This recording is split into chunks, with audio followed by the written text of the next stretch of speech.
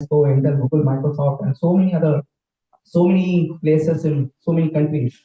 He practically gives 400 talks across 100 cities in 4 continents every year. So Prabhuji, that was very rigorous. On his travel, we are fortunate to have association with Prabhuji for 3 days, and you already aware that Prabhuji also is going to use it's going to be the first time part of the PDF series on Gita. So we also have written a book on that. So this book will be also available at the end of everyone wants to take them. It's taking much time. We probably take the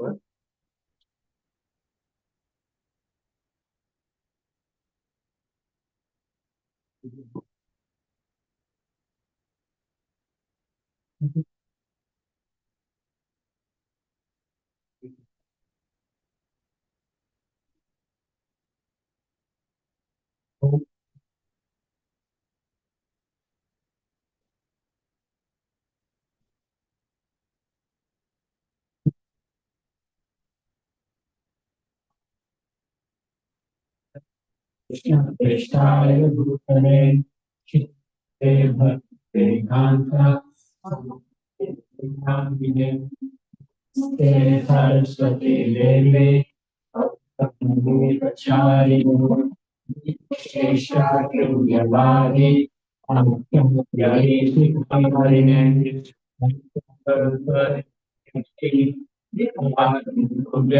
Vasha Ana Bhavane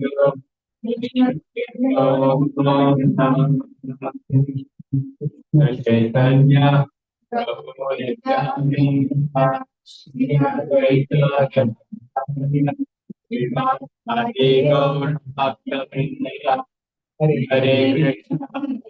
Krishna Hare Krishna Hare Krishna.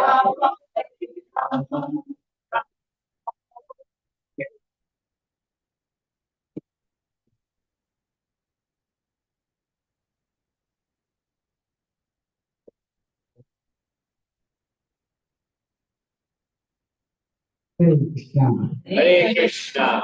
Thank you very much for coming today. I'm sorry if the program got a bit delayed, because of which I got a little late in coming. Hare Krishna. So I'll be talking today about the Bhagavad Gita and its relevance for leaders. And this is a three-part series. I'll quickly give an overview today of what I want to do in three parts, and then we will talk about today's part. So now, in Gita for leaders, Gita specifically for CEOs. Now, does it mean only for CEOs? I'll discuss that. So first, today I'll talk about the disposition of a leader. Talk about disposition of the leader and the dislocation of the voice. So I'll talk about the disposition of a leader, what that means. Then I'll be talking about, and tomorrow we'll be talking about the speech of a leader, one of the biggest thing that leaders do is not just do things themselves, but inspire others through it. So how can we use our speech in a way that is empowered? In the last session will be our attitude towards our work.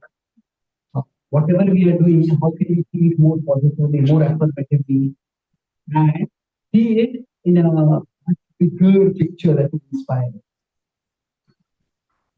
So as you can see, this book, Gita for CEO, this is published by HarperCollins. Nowadays, there's a lot of interest in the Western world and in the corporate world in general to get some wisdom from traditional systems of knowledge, which could be used for the corporate world. For example, stoicism is becoming very popular in the world. There are books like Daily Stoic and number of how to face life challenges and stay calm, stay composed, stay connected. From Japan, Gita is becoming quite popular. So HarperCollins wanted me to present the Gita. So I have taken this Gita and presented it as 10 principles which are important for leaders.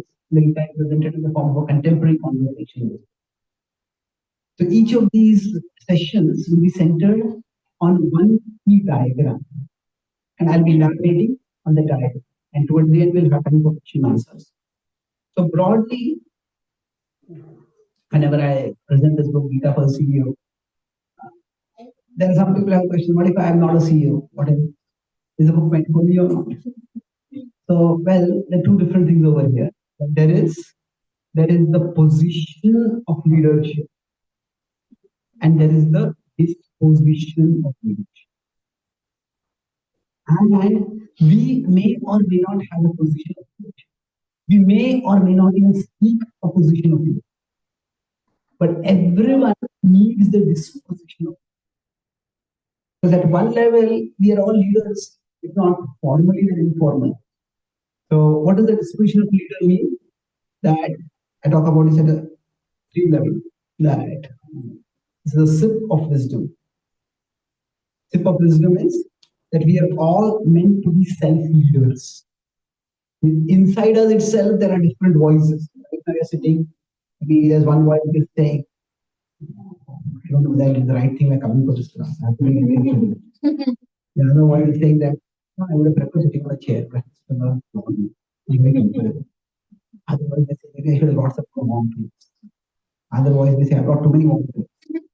So there are so many voices going on inside our head, and we need to actually bring them together.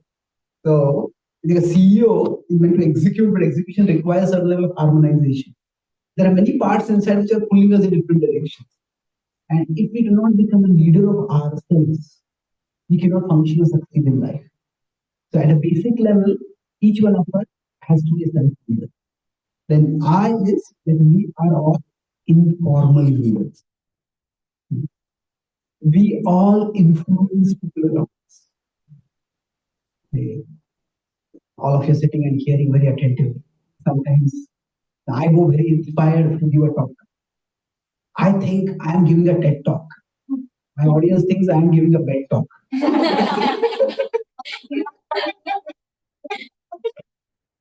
Now, if one person goes to nod off, the others see that, others also nod off. And then everybody is affected by people around them. Everybody is nodding. Why should I work at this? So our actions have at an informal level, they have influence on us. Then this is how culture spreads. If somebody grows up in a family where the only way of solving disputes is raising the voice, and whoever raises the voice loudest, that person wins. Then what happens is that's what the child knows. But nobody will let the child to be like that. It happens when people live in a tough neighborhood. So that each one of us is informally influencing the actions of others. And that says we are leaders whether we know it or not. And P is potential. We all have lots of potentials, many potentials we do not know about. So in that sense, we may have certain talents, certain interests, certain abilities by which we may be able to become leaders in the future. It's not necessarily corporate leaders, not necessarily political leaders, but leaders can be very different fields.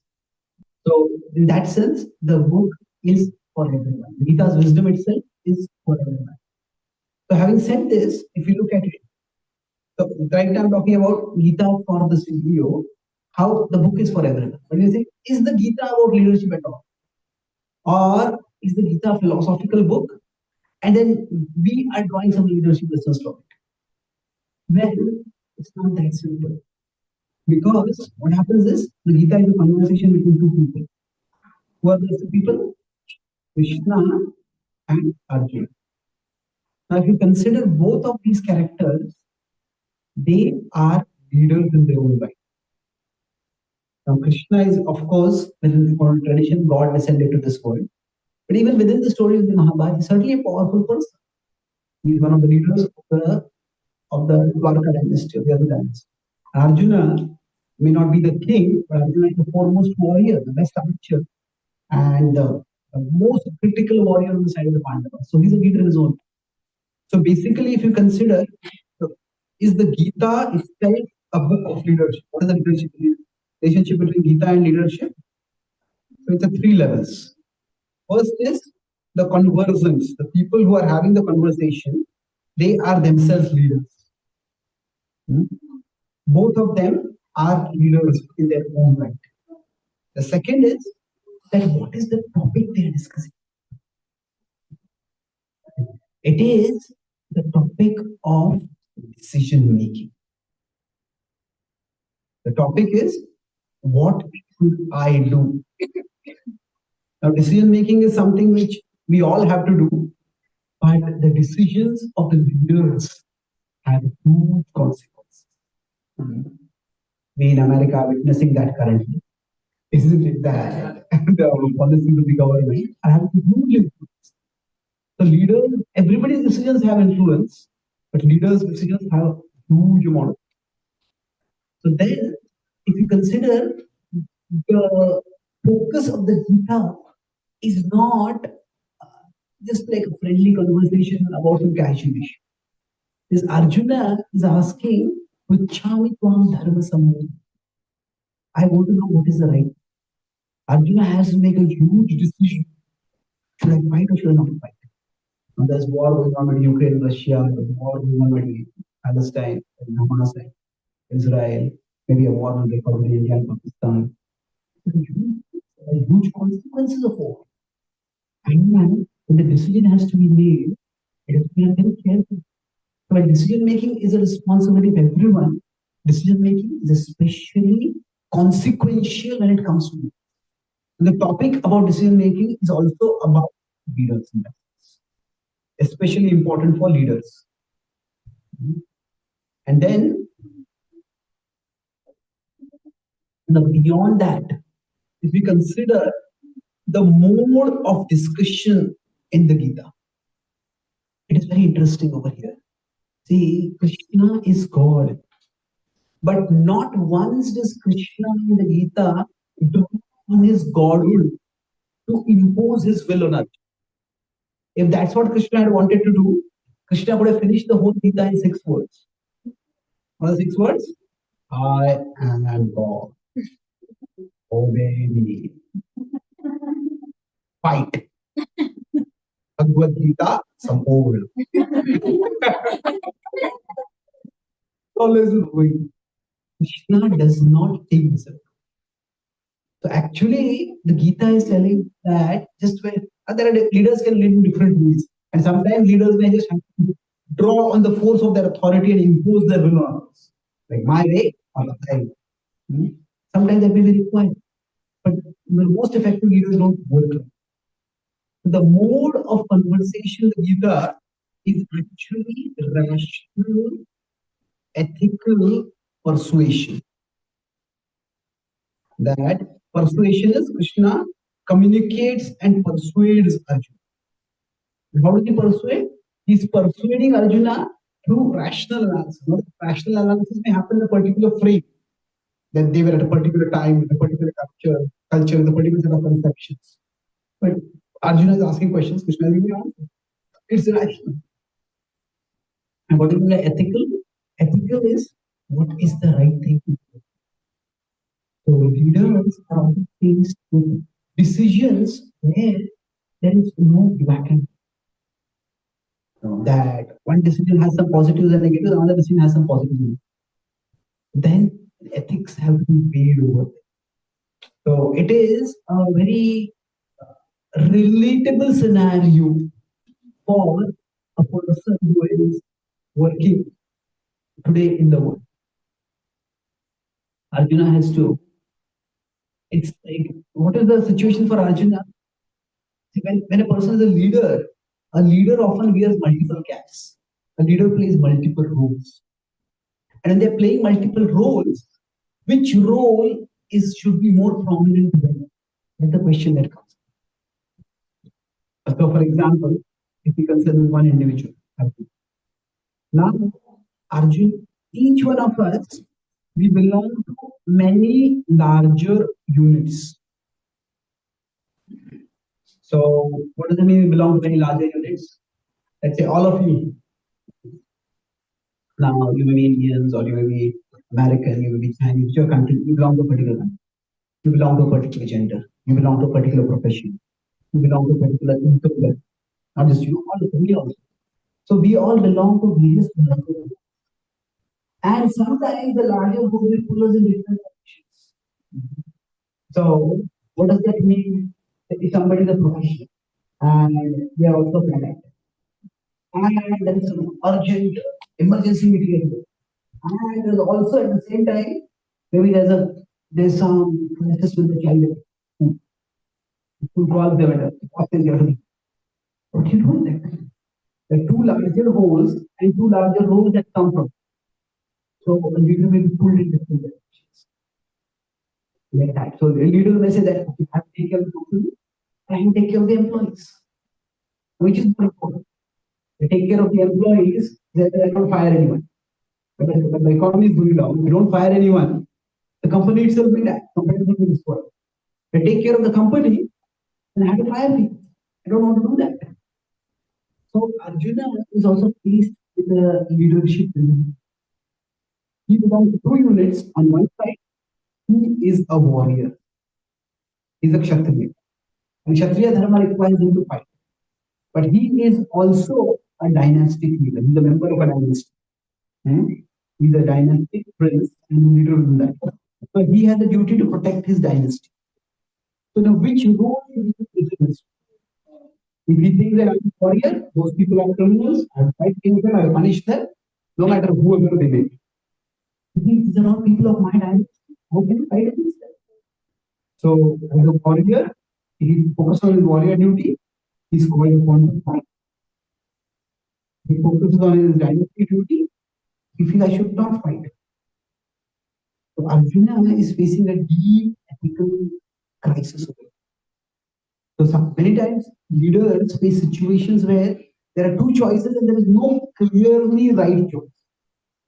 So each choice has its and in such a situation, the Gita itself is very eminently relevant because its topic, the people who are discussing are leaders, the topic they are discussing is a leadership topic, and the mode of discussion is a rational, ethical deliberation and persuasion. It is not dominating instruction or something.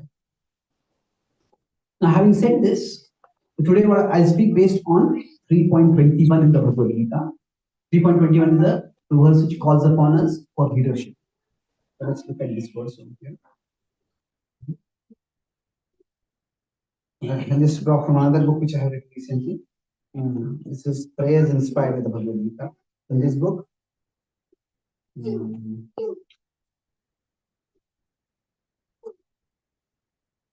I've taken each verse of the Gita, our key verse of the Gita, and I've presented them as English poetry.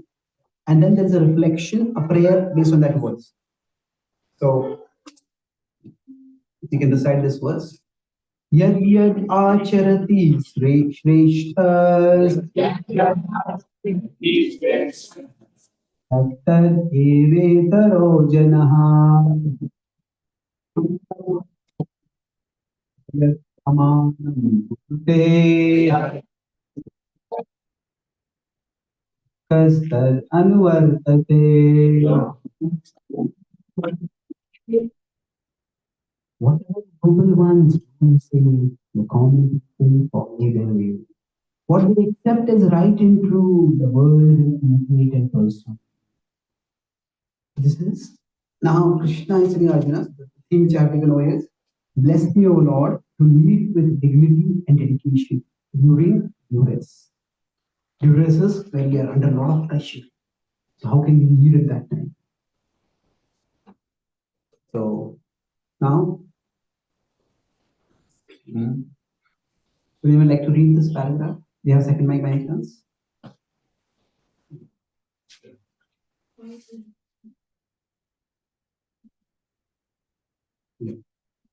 My dear, my dear Lord, it is so easy to devalue the influence that I have over others through my actions. Whether I know it or not, at some level, I am a leader to some people. Talk about this. So now, when Krishna is sitting at the Acharya, what he is implying is that each one of us is already a leader at some. So, going back to that earlier diagram, so many of the themes in the Gita, they're philosophical themes, but they can be understood through the story of the Mahabharata. I talk about the position of leadership. I talk about the disposition of leadership. Now, the position is something which is externally bestowed upon us. So, externally bestowed could mean that somebody appoints you are the leader of this project, you are the CEO of this company, you are the head of state of this country. Or it is as small as okay, you are the monitor of this particular class monitor. That's externally bestowed on us. The disposition is something which is internally cultivated. Now, another way to understand this is that the disposition of leader is, or the position of a leader is that how much others value you. When we have a position, people value us. The position of a leadership is how much others value you. Now, to some extent, it's important how much others value us. Because, say, if we are going to cook for a big event, now, if we have a plan of what is to be cooked and how it is to be cooked, the others need to cooperate. So, to some extent, to do anything complicated, if somebody has the position of a leader, then others need to value them. And sometimes if somebody is officially appointed to leader the position, then others are likely to listen. So, the position of leadership is how much others value us. The disposition of a leader is how much value I bring to others. The disposition is how much value I bring for others. I bring for others. So, for example, I may say that I'm going to lead the cooking. Okay, that's fine. But do I really know cooking? Do I know the various recipes? Do I know how to mix them in the proper quantity for this much audiences? And through my taking the leadership role, am I training others? Am I helping others? Am I helping others to develop skills, to become more experienced? So the disposition of a leader is that whatever situation I am in, I want to bring value. I want to add value. So another thing to understand is a leader is concerned that if somebody has only the position of a leader, their concern is, what can other people do for me? But the position of a leader is what can I do for others? Now sometimes what I can do for other people is maybe instruct them to do certain things, but by that they learn it. So there is the position and the disposition of a leader. One friend showed me a cartoon. Often we say that when we meet somebody, what can I do for you? But an egoistic person is after they see someone, what can you do for me? Openly ask it. Oh, what can you do for me? Can't get out of here. Nobody in that brazen, generally speaking. But the idea is that most people in life crave for the position of leadership. And yes, we can do a lot of good if we have a position. But what is much more important is to have the disposition of. When we have both, That is when we are true. So in this session, I'll be talking about the disposition of the leader. And the next two sessions, in this session I'll be talking about how we can develop the disposition of a leader. In the next two sessions, I'll be talking more about how to develop the position of. Although these two are not completely separate, and both can be developed together. But to get an understanding of the difference, let's look at some characters. So I'll draw from the Mahabharata. Some characters who fall in these four quadrants. So if we start from the right bottom, so we have four quadrants over here. Now somebody who had the position of a leader but did not have the disposition of that. An example of this is Duryodhana. Duryodhana was born in royalty, and in that sense he had the position of a leader. But he did not really think about adding value to others. His consideration only how soon I can get the kingdom, how many people will respect me for that. So he was concerned about the position just for the sake of his own aggrandizement of. So now if we look at the story of Duryodhana, we'll come back to this point the other quarters later. But it's good to understand that see everyone in life sooner or later feels their value. We may be taking care of our home and we feel that others, the rest of the family takes me for granted. And we working to take care of our home, we feel that I'm doing so much work in my job, and my family doesn't value that. If we work in our job, we feel our colleagues don't value. Everybody feels unreal. Everybody feels that maybe I should have more position, I should have more power, I should have more position, formal or informal. And that may be true through that. At the same time, if somebody gets a position without the disposition, they can cause a lot of harm. And what our goal is, whichever quadrant we are in, from that quadrant, we would like to come to quadrant 4. That where there's the position and the disposition of leadership both are there. But among these quadrants, now which do you think is the worst? First, second, third. You have the disposition of a leader, but you don't have the position of leader. At the worst? First. Okay, first is you have the position.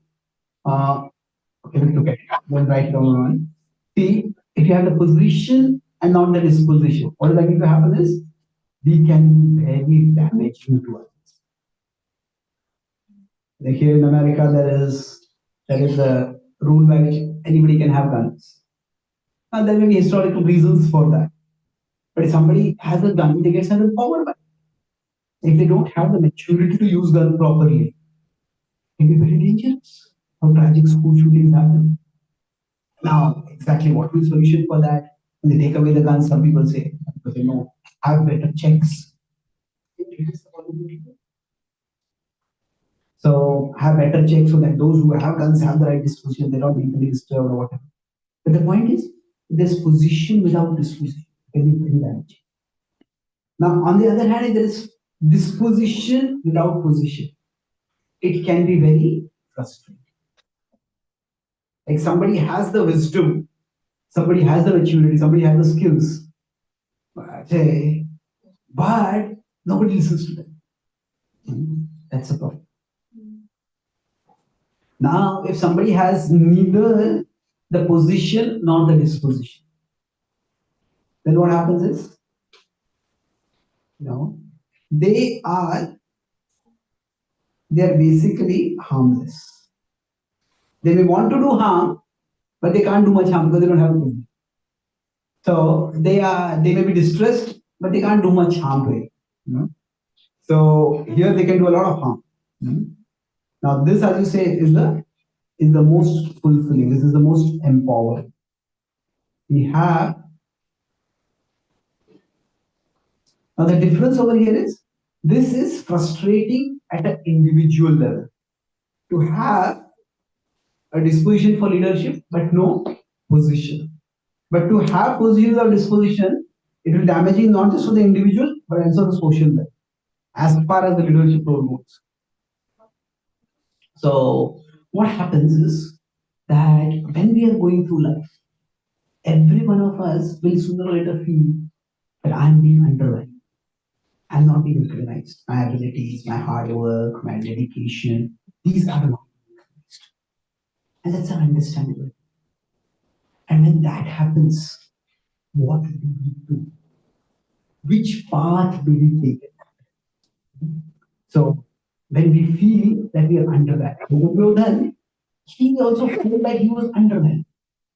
Now, if you look at his life, he was born, in English there's the word air. You heard this word air? What does it mean? Success. Yes. So if there is some big king or there is some big patriarch, and they want to have somebody who will inherit everything. Now, whenever there is a king, they're very anxious to have a heir. But after they have a heir, they may be worried, what if something happens to my heir? So then, after they have a heir, they want to have a spare.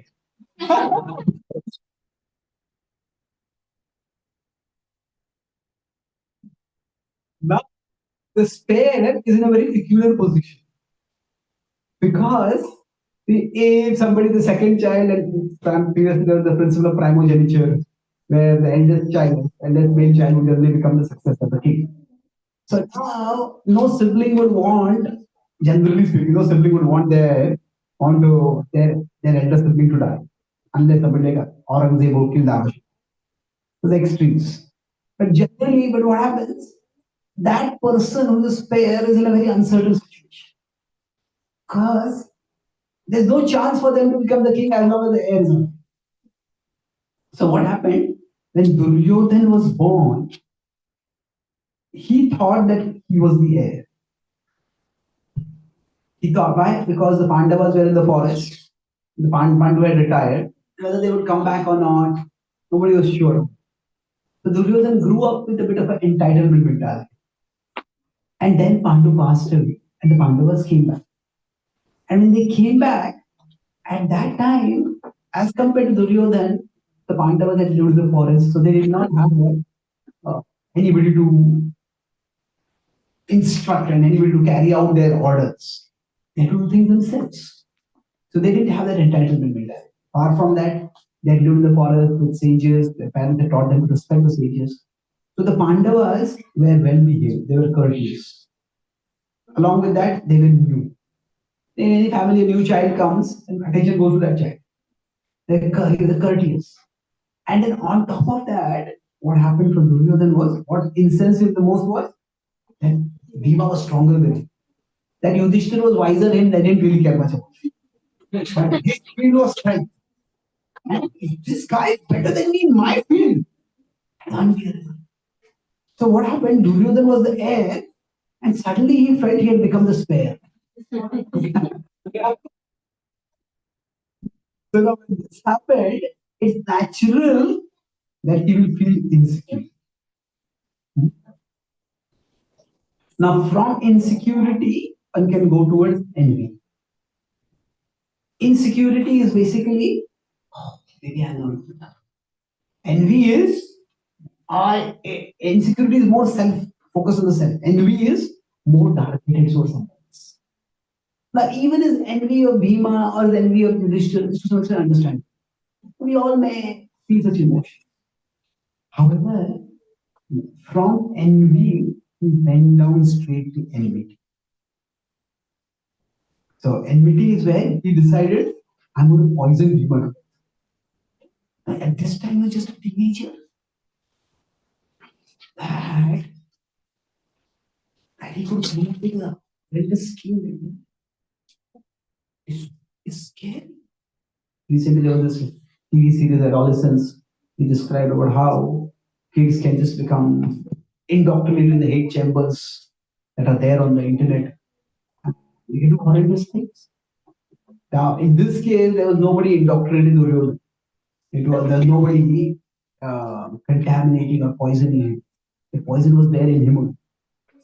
Some people say actually Duryodhan was a good person. Shakuni made him bad. But Shakuni was not much involved in the poisoning of Bhima.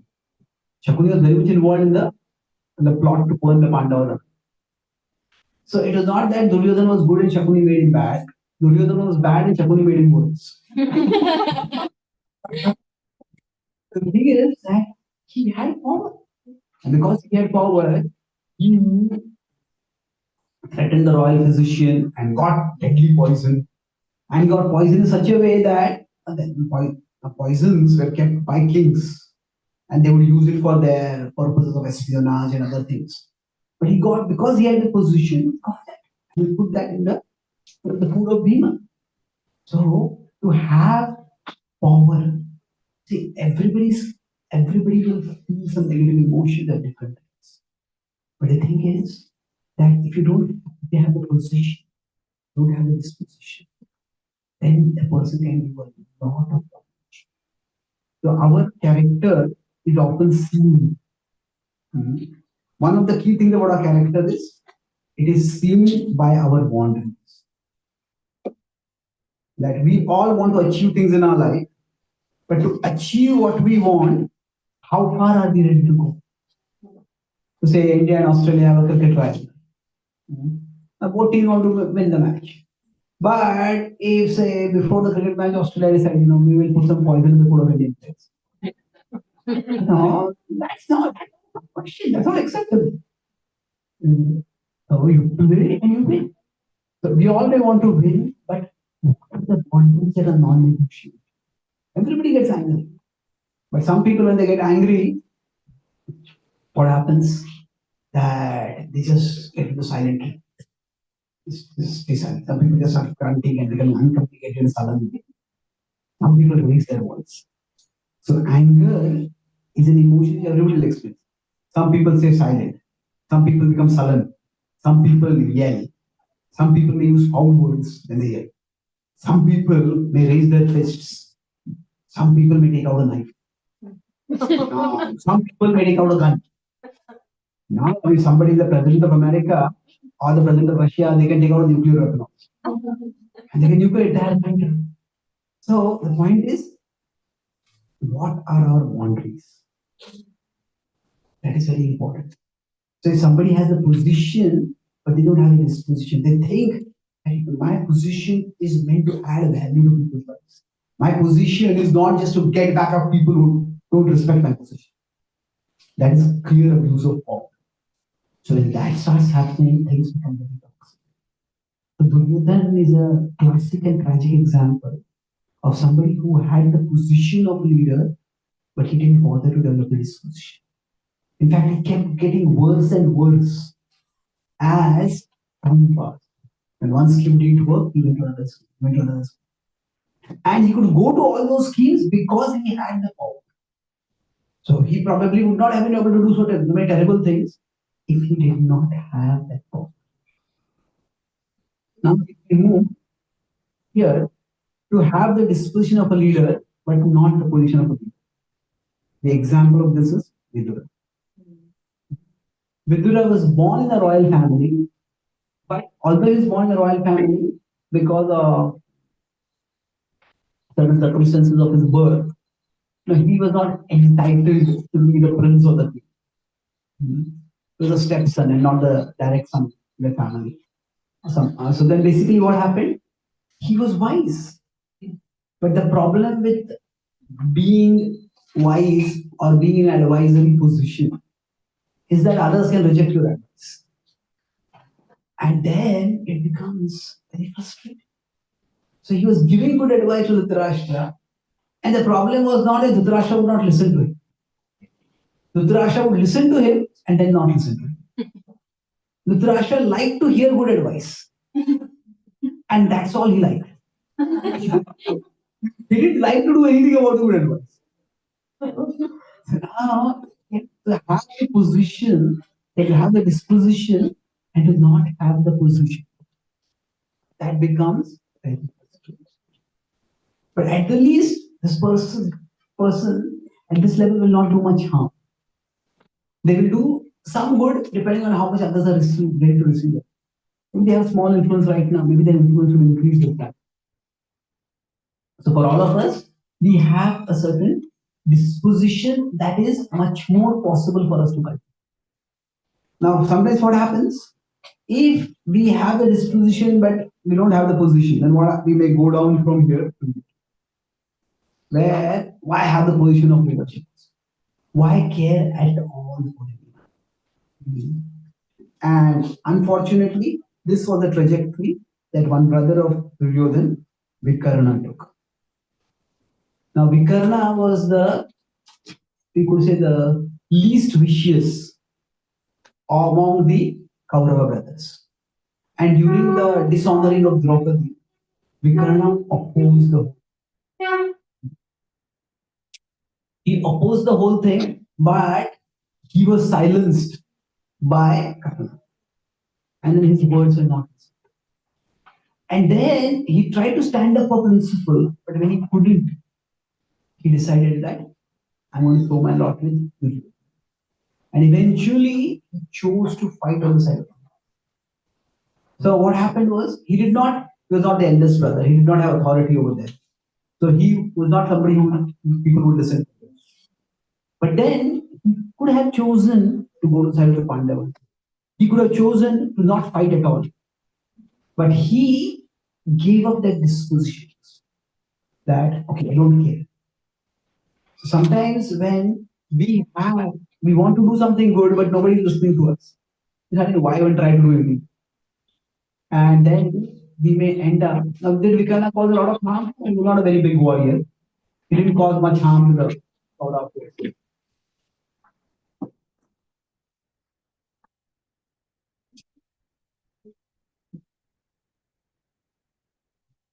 So he did not cause much harm to the Kaurava forces, but eventually he himself was killed.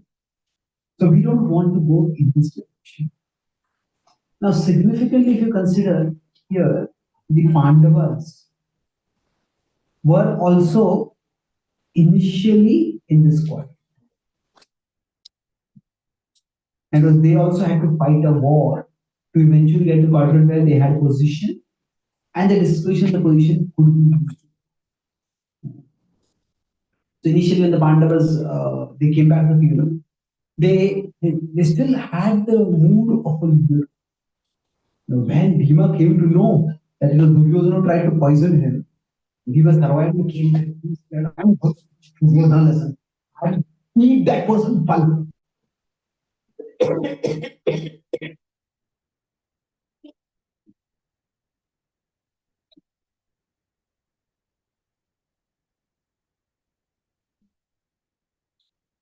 Yudhishthir was ever a peacemaker. He said, right now, it will just be your word against their word. You don't have any limit. And we are new here. We don't know who is supposed. So we don't want to split our family, right? So let him just insecure. Let him. We will be watchful, and we'll try to communicate to him we are not a threat. It's very difficult for Bhima to accept. If you look at the story of the Mahabharata, you notice that it's difficult to find a pair of brothers who are as different as Yudhishthir and Bhima. In one sense, both of them are Kshatriyas, both of them are warriors. But Bhima, Yudhishthir is almost like a Brahman. Brahman Kshatriya means that he is very thoughtful, he is very philosophical. He almost bends backward to try to avoid fight. Now, Bhima was what you call a Kshatriya. He was Kshatriya. So he was itching for a fight. He looked forward to an opportunity to fight. And for both of them to work together was very difficult. That's the key person was Arjuna. There are many incidents that Arjuna actually has to balance Yudhishthira and Bhima together. And he has to get them both to work together. So we'll talk about Arjuna in a future session also. But the point is, in one sense, Arjuna did not have the position at all. He was younger than both these brothers. Especially this happened when Draupadi was being dishonored. At that time, when Bhima just lost his cool. And he said to Arjuna, Arjuna, bring fire. He says, I am going to burn the hands of this foolish Yudhishthir. It is because of his lust for gambling that the Panchali princess is in this terrible situation. I'll burn his hands, bring fire. Now, Arjuna, what did I do to deserve this? Like one from the Arjuna, come between both of you. You do whatever you want. You want fire, you go and get fire. So, what did Arjuna do? He knew that Bhima was out in the mood of any lecture. Arjuna entered, how can you burn his hands?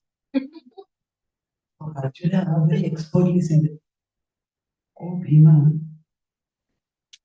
just see how your words are increasing the joy of Duryodhana.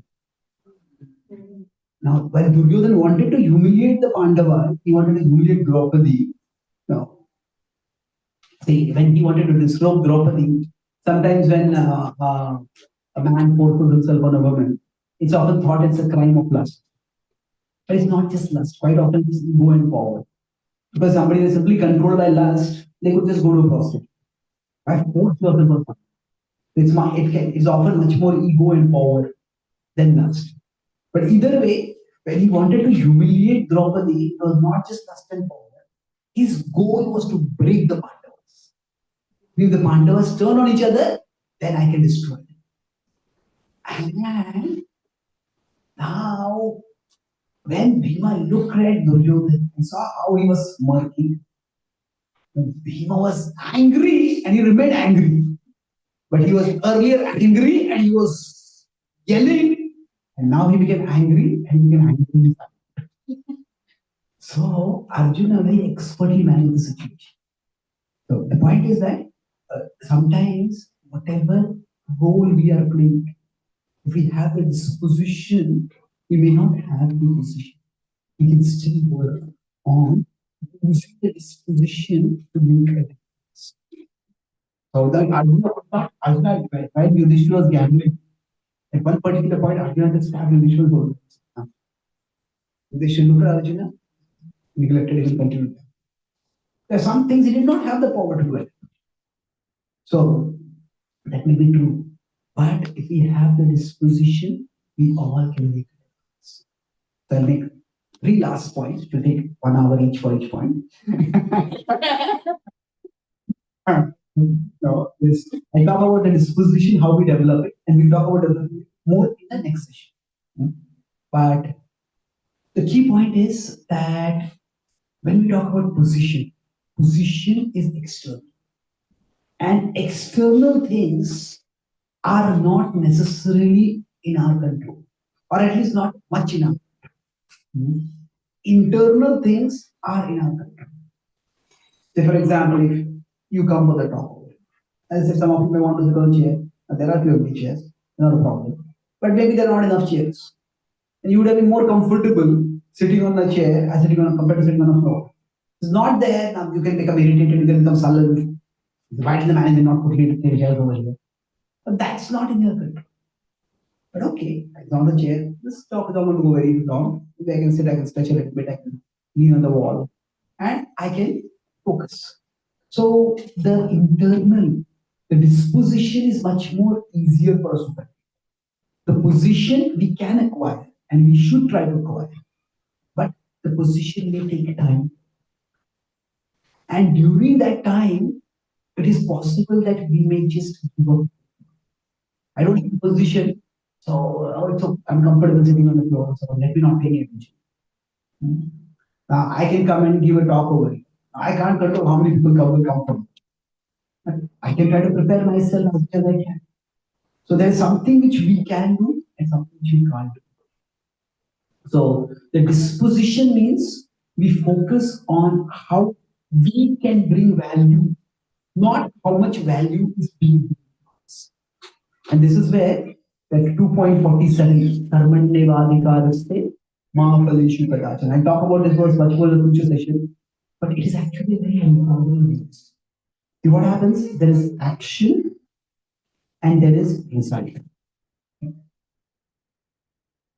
There is action, and as you can see, there is action, karma, and there is the result, there is the phala. Now we may all see the phala. So for all of us, now it is possible that if we get the result, we can do the action also better. We get the action, say if we sing, we like to sing, we sing and the people goes very nicely, we may be invited to sing more, we get more opportunity. So this could go in the cycle. The action gives the result, and helps us to do better action, and helps us to do better result. That's possible. And that is good if it happens. But if it doesn't happen that way, now among the action and the result, which of these is in our control? Action. The action is in our control. In many ways, doing the action is the disposition of a leader. Now, getting the result often determines dependent on the position. If we had a position, we are able to do it. So now, if we are here, now what happens is this is in our control. This is what we desire. Hmm? But this is what we can determine. So it is not that we don't care about the result. This will shape our action, will shape the result. So when the Gita says in 2.47, Karmanye Vadikalaste Mahapalishitadacha, that verse is describing the disposition of the leader. That we focus on what is in our power to do and do it well. This is the role that I am playing right now. This is the power I have for playing this role. I will do my best to it. That is the I will bring value into the situation. Now, when I bring value in the situation, how much will my whatever value I am bringing be valued by others? That I can't control. But when we do our action, that is, the we can determine this. This is where we bring value. We bring value into every situation, and that is always possible. And here is we are valued. Our action is valued, and we are valued. Now, how much we will be valued, we don't know. When Srila Prabhupada came to America, he brought value, he brought spiritual wisdom over it. But for several months and for almost a year initially, he was not valued. When he came to Butler, Pennsylvania, he was just treated like a curiosity object. If at that time there had been smartphones, people would say, Swami, one selfie, please. That's what people would have been interested. And Prabhupada searched around. Eventually, he found a place where he was valued. It was a most unlikely place, counterculture. But that came with limits. But Prabhupada never lost hope. Although he did not have the position of a leader, if you read his writings in the 1940s, 1950s, he didn't even know whether anybody was going to read his writings. And still, if you see, he's so diligent in putting his thoughts together. He is just as committed to sharing the spiritual message, and he has no leadership at all, as much as when he has a leadership of hundreds and millions. So the disposition of leader is focus on what I can do right. Let me do it well, and the results they come out, and they don't come out, I will continue doing my part. Now, how to get that motivation to continue doing the part when we don't get the results? I'll talk that tomorrow in terms of the speech. We want our speech to be effective, but if it's not effective, why is it not effective? What can we do about it? What can we not do about it? That we'll discuss in the next session. I'll summarize what I discussed today about. There's 4 main points. The first point was about the Gita for CEO. So how each one of us is a leader. I talked about the step of this thing. We are all self-leaders. We are all informal leaders. And we all have the potential for leadership. And then I also talk about when we are talking about the Gita itself, how do we know that the Gita itself is the book of leadership? We talked about how the characters, the one persons themselves are leaders. The topic, the theme of the topic is of decision making, which is also for leader. And the mode The mode is not dominating, it is ethical, rational, ethical. Gita is very much naturally a book for leadership. And then I talked about what does leadership mean. In leadership, that is,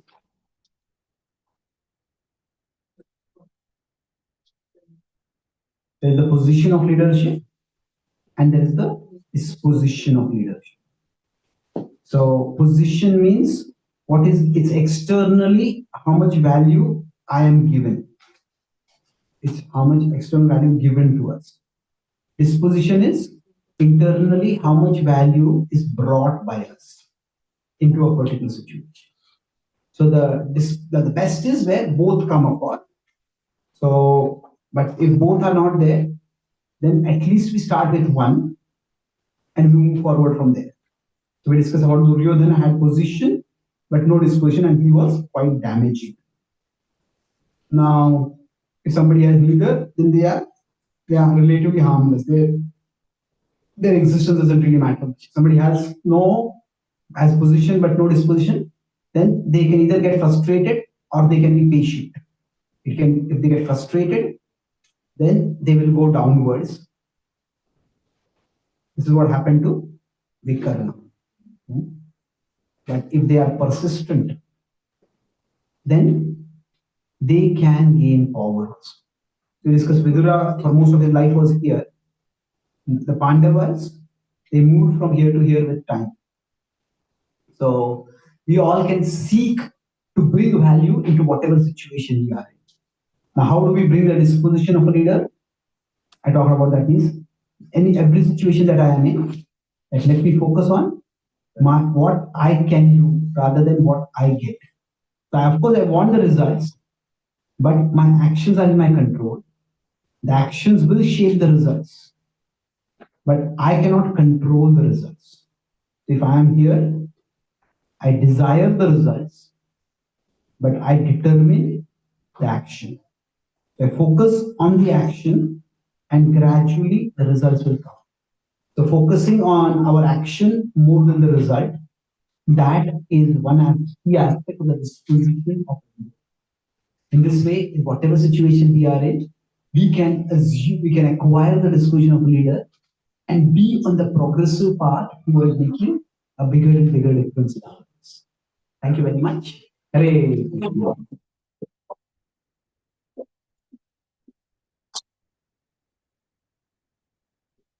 Are there any questions or comments?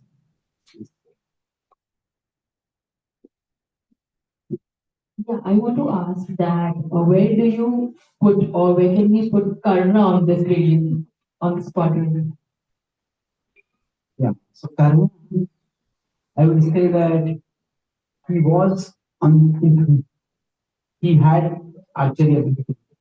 So you could say that initially there's no description that he was vicious. He seemed quite virtuous. It is to some extent when he got associated with Duryodhana. That's when he started losing his virtue. He started compromising on his values in order to please him. So it's curious, Duryodhana gave him position. So my understanding of Karna would be, Karna was here. Initially, he had this position, but he did not have the position of a leader. But unfortunately, by the association of Duryodhana, he went over. So that he eventually got the position. A warrior is not just a fighter. Warrior is a protector. And when he suggested the disrobing of Draupadi, what he did was the exact. He always wanted to belong to the warrior class, and when he belonged to it, he did an action which was completely antithetical, opposite to the values of the warrior. So unfortunately, that was his. Thank you. Hare Krishna.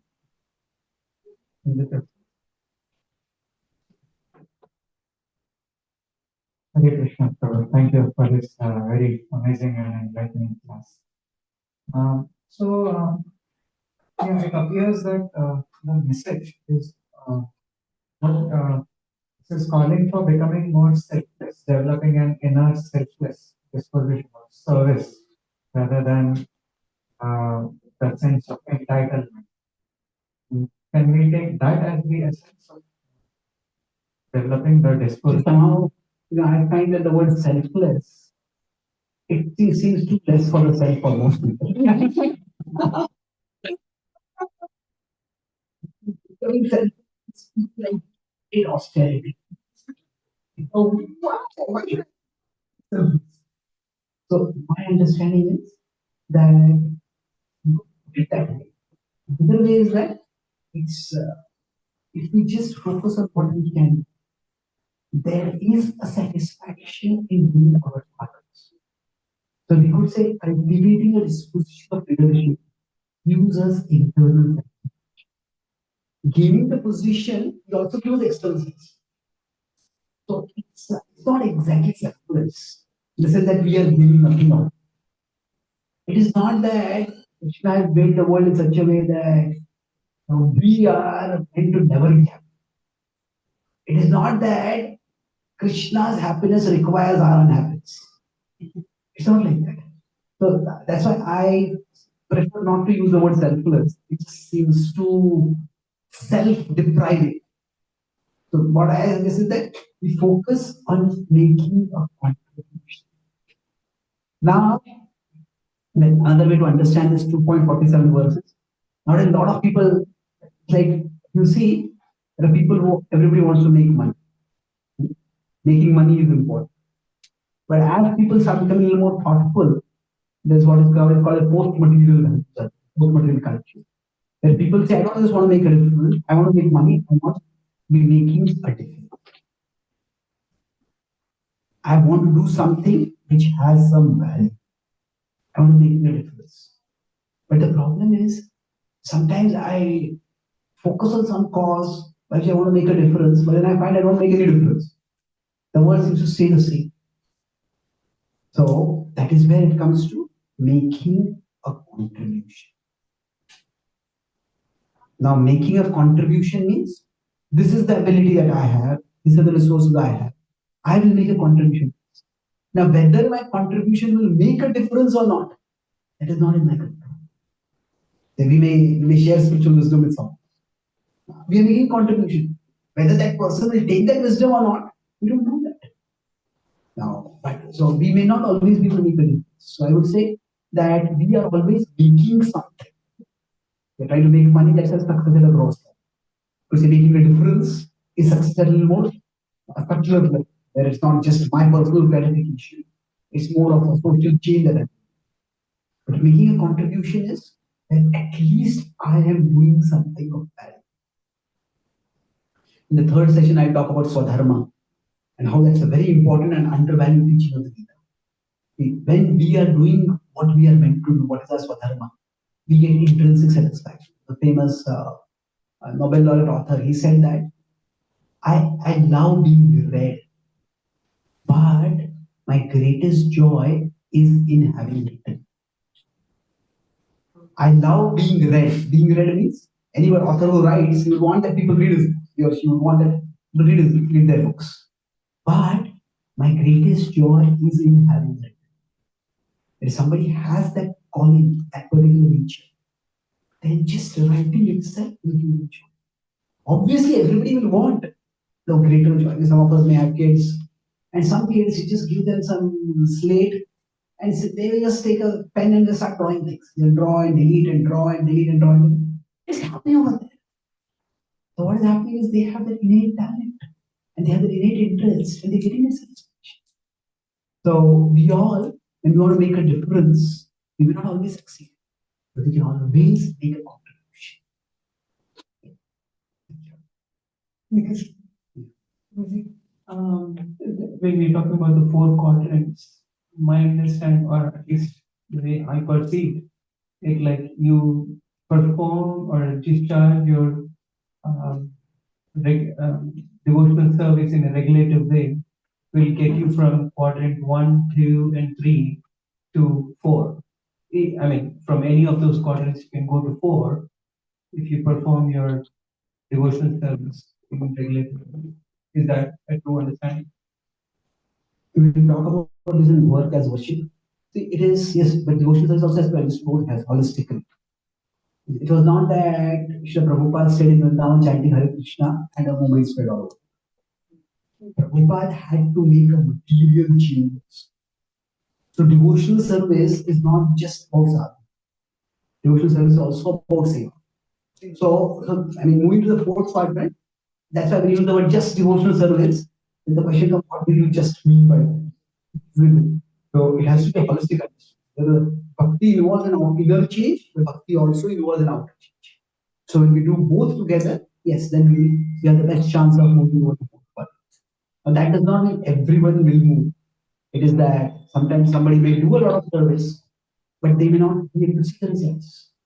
That is also possible because Krishna has a plan and we all have a part in that. But we have the maximum chance.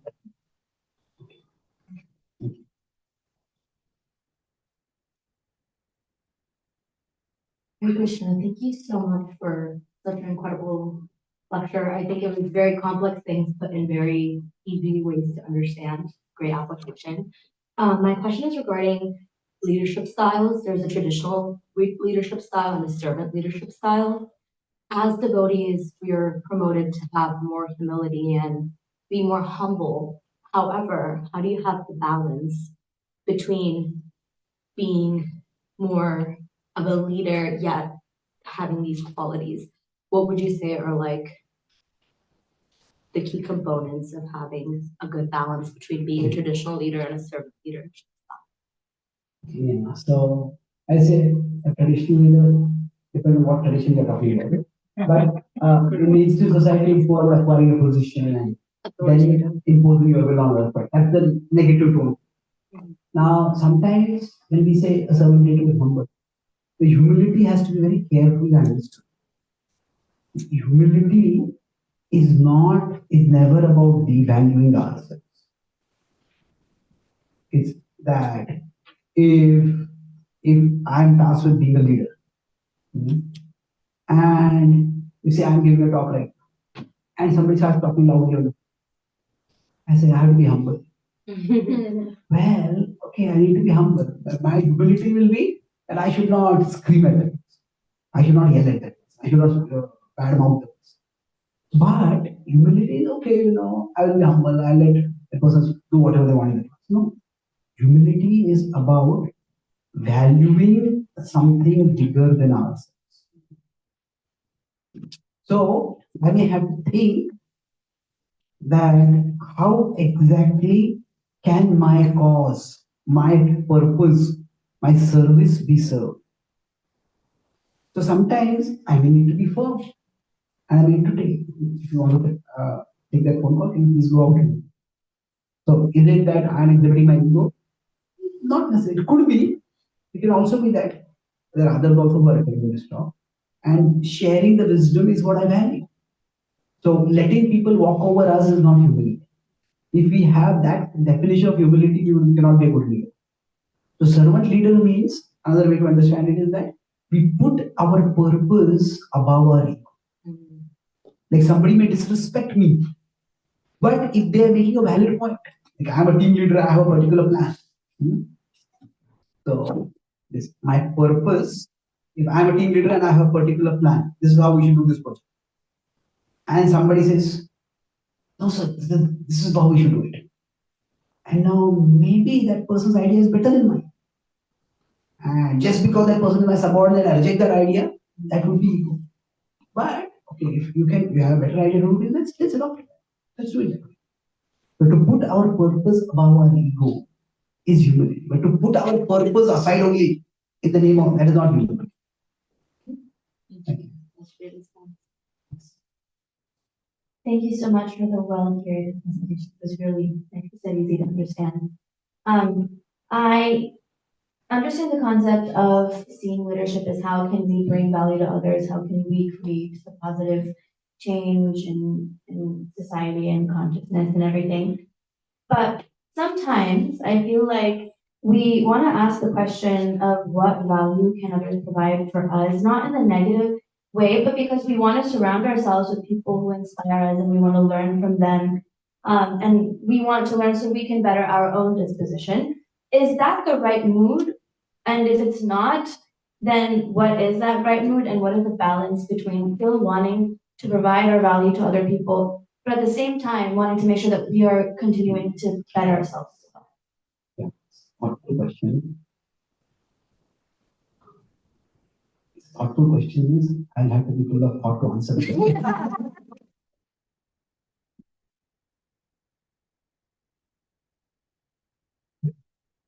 Okay. Okay, two different points. The first is that in terms of a general disposition to work, and the second is specifically in terms of interacting with people for engaging them or for engaging with them.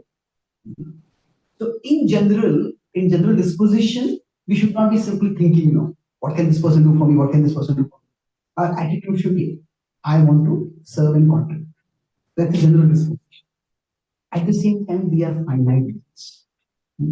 And we have limited time, we have limited energy, we have limited bandwidth for how many people we connect with also. So within that, we need to see where either in any relationship, whether I can bring value to that person's life, but is that person accepting that? Or in trying to bring value to that other person's life, is it that I'm getting dragged down? So if somebody is drowning and I want to help them, I go there. But if they are far heavier than me, and I try to hold them and they hold me, and then we both go down. That's not helpful. So in that sense, I would say that service attitude needs to be balanced with an acknowledgement of our humility and our humanity. That I'm a finite being. That's why among the people that we have, in general, there will be people who value us. Now, and there will be people who devalue us. So, what do I mean by devalue? Devalue means that we make a suggestion, even before the suggestion is completely rejected. We just criticize them. Even if we do 100 things for them, the only thing they remember is the 101st thing we did not do. So we all will have people like that now. So devalue us. So now, if see, Srila Prabhupada was in India, he was trying to do our thing. And when people just not interested in listening to any reasons, but basically people not interested in listening to him and following. So now, he could have his spiritual master, Bhaktivedanta Swami had said that if nobody comes to your talk, speak to the words. No? So now Prabhupada could have thought that maybe that is Krishna's will for me, that I should speak for the words for the rest of my life. No, Prabhupada did not do that. Prabhupada sought to go to a place where he was valued. So the idea is even when we want to bring value to someone, we have to see whether they are accepting what we value. And if they don't, then we might go somewhere else where we will be. So the healthy situation is we value those who value us. And we don't overvalue those who devalue us. There will always be people who criticize us, and sometimes we can learn from them. But if we let their critical comments define us, then we'll become paralyzed. And the worst thing we could do is that we overvalue those who devalue us. When we do that, that's like a recipe for constant insecurity and discouragement. And conversely, we devalue it. We devalue those who value us. Oh, you always praise me, you always encourage me. But I see something good in you, that's why it's not flat. On the other hand, what happens is we overvalue those who devalue us. Why did this person think like this about? Why did this person speak like this? Well, one aspect of detachment is we need to be detached from, rather, that detachment means respecting people's right to be wrong. Right to be wrong, even in their opinion about us. The last question. The question will be, thank you very much for the class and the answers. The thoughtful questions, thoughtful. But my question was, you may be coming to this point in your class on Swadharma, and you mentioned in the beginning of the class that everyone is a leader in an informal way in their own capacity. So the four quadrants I'm just trying to get like there's Varna and there's Ashrama. So are there like 4 quadrants for Varna and 4 quadrants for Ashrama? And I think this is something universal. In every Varna, every Ashrama, there'll be these 4 quadrants. So we'll talk about that a little bit more later. But in every role that we play, we have to have that position and the disposition. We can't have the position, at least we have to have a disposition. Both in Varna as well as yes, whatever role we are in life. Yes. But then the follow-up question was that, like you gave the example of Viduga, who even though who had the disposition, never moved to the side of position. Not that he never moved. I think after Duryodhana was killed, and the Dhritarashtra started listening to him. That's how he was able to success. So he also moved, but it took a much longer time. For most of his life, he was in that. Okay. Last question.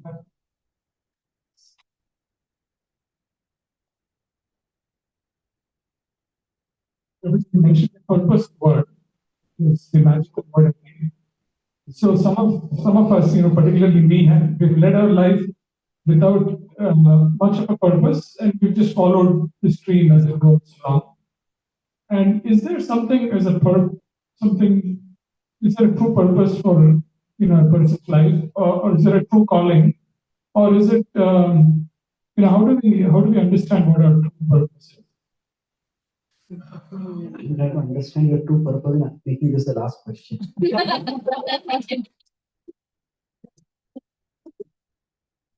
No way I can answer this. But broadly, I would say that there is there is a universal purpose to life, and there is an individual purpose to life. So now, if we consider the metaphor of a mountain, and there's an ocean. Now, a river moves from the mountain towards the ocean. So, like that, the ocean is God, and our consciousness is moving to move towards God.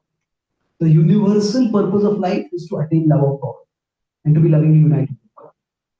At the same time, each river has to find its path toward the ocean.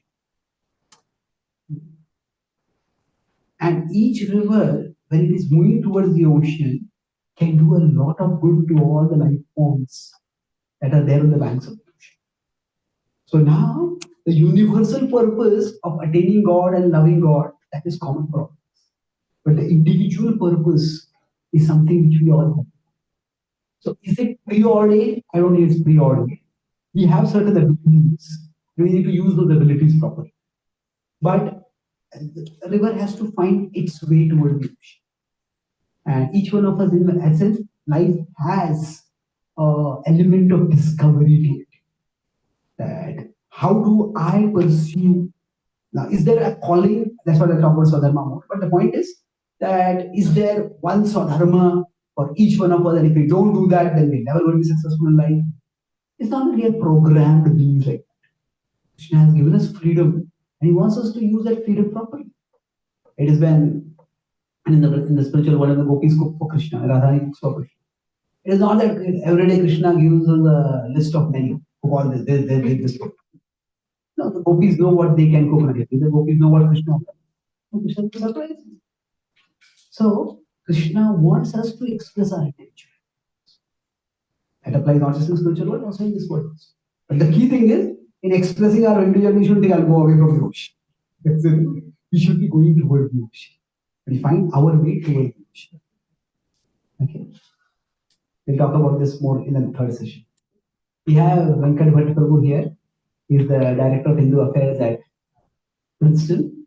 It's a pleasure to see you over here. Want to add any comments, Prabhu? Enjoyed this so much, and I wish I could attend all three sessions. For your practical wisdom, but also for how thoughtful your presentation is. Even your, I'm so struck by your reframing of selfless, focus on contributing to others rather than devaluing ourselves. Such a wonderful. Thank you very much. He's also now doing this late morning podcast. He's a very close friend of mine. It's a great joy to see you here. Thank you so much. Hare Krishna. Hare Krishna. Bhagavad Gita. Hare Krishna. Let's go a big round of applause. We always look forward to visit to ISKCON Boston, and we're glad that this time he's spending almost 3 days with us. So please take a note of his sessions, which are going to be conducted here in Boston. So tomorrow we will be speaking Bhagavatam class in the morning, 8:50 a.m. here in the Temple Hall. And then 11 a.m. there's the Gita. The next seminar, second leap of this particular seminar would be spoken at 54 Rice Road, Wayland, at Atulya Mataji and our Parabrahma Prabhu's house. And the third one, which he's going to speak on May 4th, Sunday, at 6:30 p.m. here at ISKCON Boston. That happens to be on Sunday, so it's usual Sunday class happens at 5 p.m. But we will have the other session at 6:30 p.m. And in the morning, as usual, Prabhuji will be giving the Srimad Bhagavatam class. Prabhuji also he's a prolific writer. You see that he's a voracious reader, and you can see that he was a great thinker and also a prolific writer also. And he gives a abundance of lectures, more than 400 lectures all over the world in a year. And he has given more than 3,000 lectures. So you can see that what kind of a monk he is, like amazing with amazing qualities. And we are glad to see him, from India, from Pune. So the monk who has quarter of a century of a spiritual practice. So let's give a big round of applause.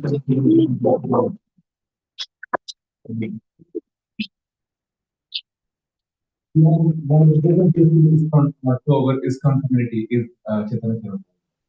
Thank you, dear, for coming to ISKCON Boston. So here, this is a wonderful opportunity for you. Prabhuji has the books to say. If you want to say something about it, or so I hand it over to him. So I already talked about this. Gita to the CEO, to the 10 principles drawn from the Bhagavad Gita. Present the conversation accessible with some illustrations and some diagrams explaining the concepts also.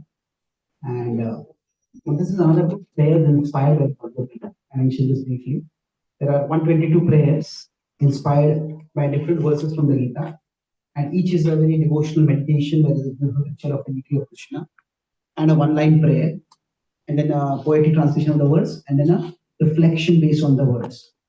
Many devotees have told me that they found it very helpful in chanting. Just contemplate, read something in a few minutes, and focus on chanting. Like when your japa talks, something which you can read and reflect. And there's a very accessible table of contents. So there are different prayers for different occasions. If you are feeling lonely or abandoned, if you're feeling our cravings rising a lot, if you're feeling spiritually disconnected, if you're feeling lost and aimless in our lives. So you could just read the table of contents and see which your prayer connects with your emotional or personal need at that particular time, and read that. So both these books are available. I'll also give some time in case if you want me to assign the books or ask any further questions. Thank you very much. Hare Krishna. We will be here. We want to speak to you again and some more and talk to you.